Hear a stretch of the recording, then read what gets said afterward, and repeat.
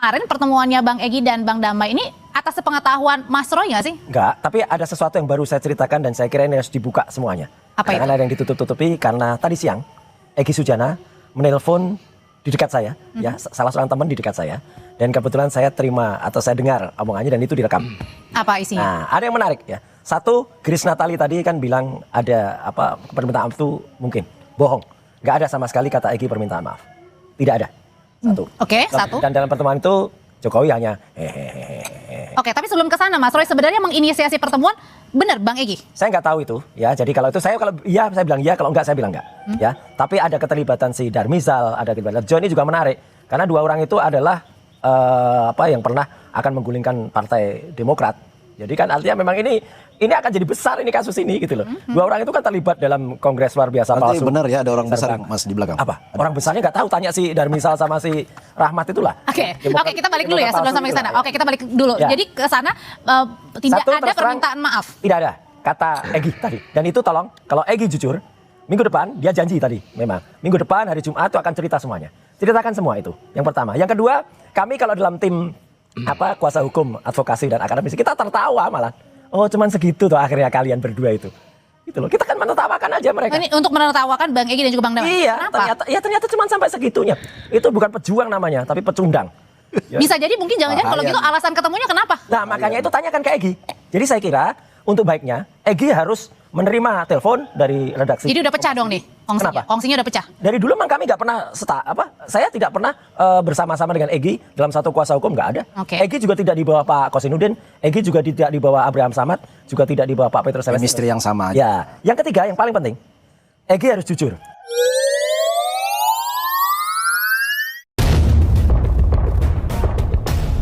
Assalamualaikum warahmatullahi wabarakatuh. Halo teman-teman, Maret 27, apa kabar semuanya?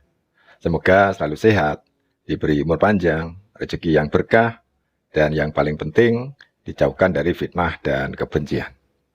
Hari ini kita akan membahas satu peristiwa yang kelihatannya sepi, tapi gaung politik dan hukumnya sangat keras. Ya, Egy Sujana dan Damai Harilubis mendatangi Pak Jokowi. Saya ulangi, mendatangi Pak Jokowi.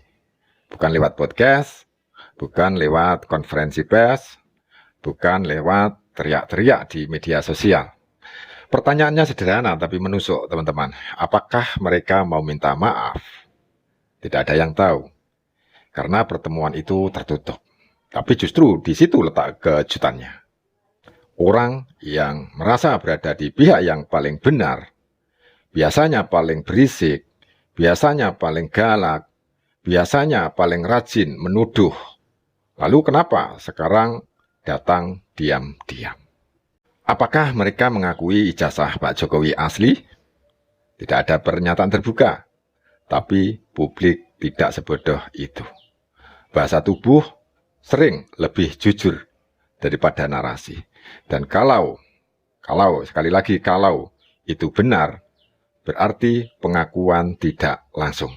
Maka satu nama langsung masuk posisi paling sulit. Roy Suryo. Karena selama ini Roy Suryo CS berdiri di atas satu panggung saja. Narasi ijazah palsu, narasi yang diulang-ulang, tanpa bukti sah, tanpa keputusan pengadilan. Sekarang bayangkan ini teman-teman. Satu persatu tokoh yang ikut meniup isu justru datang ke Jokowi. Lalu siapa yang tersisa di garis depan? Pendukung mulai berpikir, netizen mulai bertanya, dan ketika logika mulai bekerja, narasi fitnah biasanya ditinggalkan sendirian. Teman-teman, kalau proses hukum berjalan sesuai aturan, kalau berkas dinyatakan lengkap, kalau P21 benar-benar dikirim, maka ini bukan lagi soal opini di YouTube, ya. Ini soal pertanggungjawaban hukum. Dan di titik itu, kita tidak sedang menonton kritik, tapi konsekuensi dari tuduhan. Bukan kriminalisasi, bukan pembungkaman, tapi risiko dari menuduh tanpa dasar.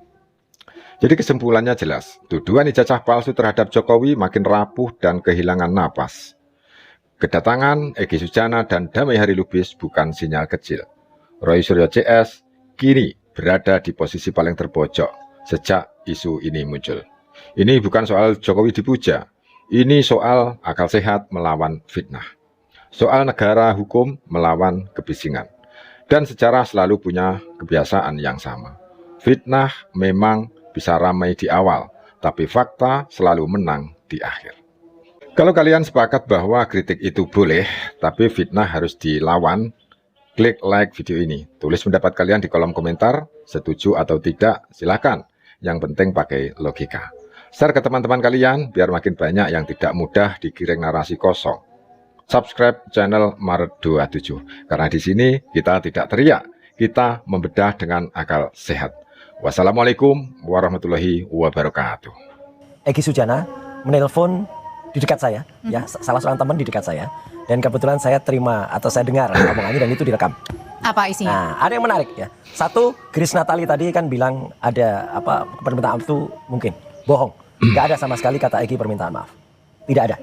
Satu. Oke, satu. Dan dalam pertemuan itu Jokowi hanya Oke, tapi sebelum ke sana Mas Roy sebenarnya menginisiasi pertemuan benar Bang Egy? Saya nggak tahu itu, ya. Jadi kalau itu kalau iya saya bilang iya, kalau enggak saya bilang enggak, ya. Tapi ada keterlibatan si Darmizal, ada keterlibatan John, ini juga menarik karena dua orang itu adalah yang pernah akan menggulingkan Partai Demokrat.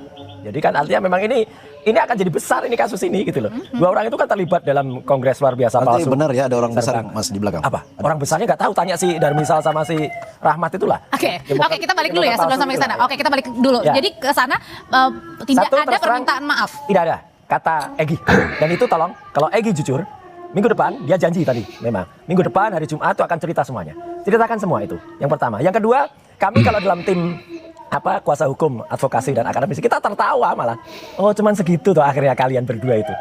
Gitu loh. Kita kan menertawakan aja mereka. Ini untuk menertawakan Bang Egy dan juga Bang Damai. Iya, Kenapa? ternyata cuma sampai segitunya. Itu bukan pejuang namanya, tapi pecundang. Ya. Bisa jadi mungkin jangan-jangan kalau gitu alasan ketemunya kenapa? Nah, makanya itu tanyakan ke Egy.